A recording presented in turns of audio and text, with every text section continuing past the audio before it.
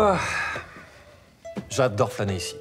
C'est ici que tout se passe, vous savez. Le passé, présent, futur. Vous lisez beaucoup, monseigneur? Bien sûr. Enfin, j'aime surtout lire le récit héroïque de mes prouesses.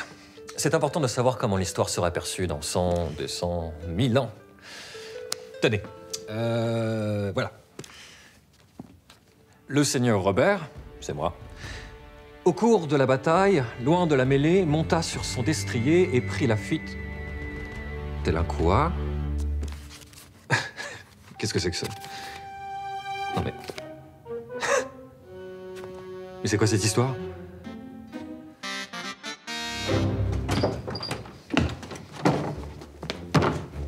C'est quoi ce torchon? Ça va pas? Les moines doivent appliquer une concentration extrême pour ne pas faire la moindre rature. Ah, parce qu'il faut être concentré pour écrire ce ramassis d'inepties? J'exige de parler à Dudon! J'imagine que c'est toujours lui le responsable. Vous savez, on est habitué aux réclamations des seigneurs. On a eu Rollon et le siège de Paris, le conquérant et Valès-Dune. C'est souvent à qui va avoir la plus grosse bataille. Ah bah je sais d'où ça vient, hein. Le seigneur Robert tomba de son cheval, le queue à l'air dans les chardons. Ah bah je reconnais là le style de mon frère, Guillaume Leroux. Puéril. Oh, seigneur Robert, mais quel plaisir de me voir ici. Pardon, je vous coupe. Oui. J'espère qu'il vous reste un peu d'encre. Hein? Non, parce qu'en fait, je vais vous expliquer. Il va falloir me réécrire ça tout de suite. Ah bon? Vous savez, quand on écrit l'histoire, on touche forcément aux égos de chacun. Hein, ça. Mais en même temps, ce sont nos mécènes, alors on est obligé de garder un certain lien de de confiance, quoi.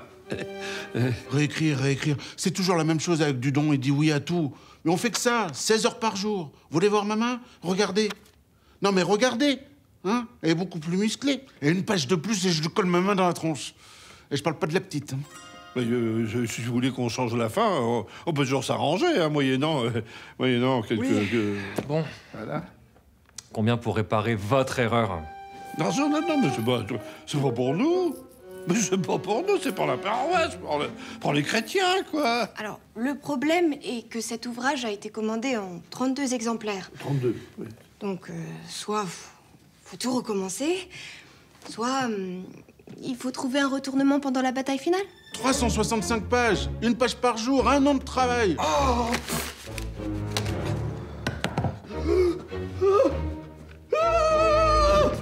Oh purée, s'il faut tout changer, là, je le... Bah, très bien. Va pour changer la fin. Cela rendra l'histoire d'autant plus passionnante. Faut penser au lecteur aussi. Ah bah vous allez voir, il va nous dicter son charmant retournement de situation. Encore un truc à vomir, en fier et courageux chevalier qu'il est. Mon Dieu. Heureusement que quand j'ai quelques minutes ou le soir en cachette, eh ben j'écris mes petits trucs à moi. Avec des vraies inventions. Pour survivre, quoi. Et vous écrivez quel genre de roman? Ah bah ça va vous paraître un peu fou, mais des récits avec des calèches sans chevaux. Des maisons qui s'illuminent sans feu. Et puis des fois, quand je dois copier la Bible, eh ben, je rajoute quelques petites touches personnelles. Mais chut, faut rien dire au grand chef.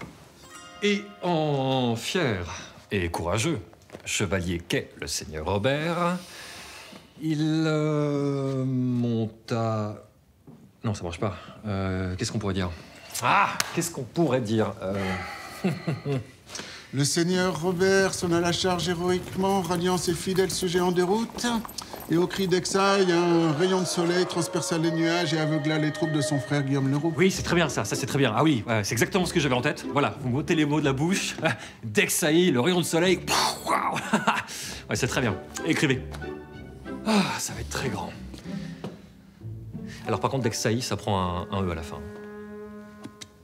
Mais du coup, vous n'écrivez pas la vraie histoire, parce que le seigneur Robert, il a perdu cette bataille.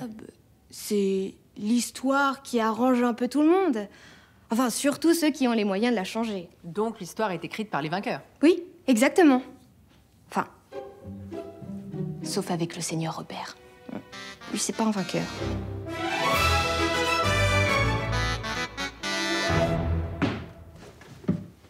Ah, c'est vous?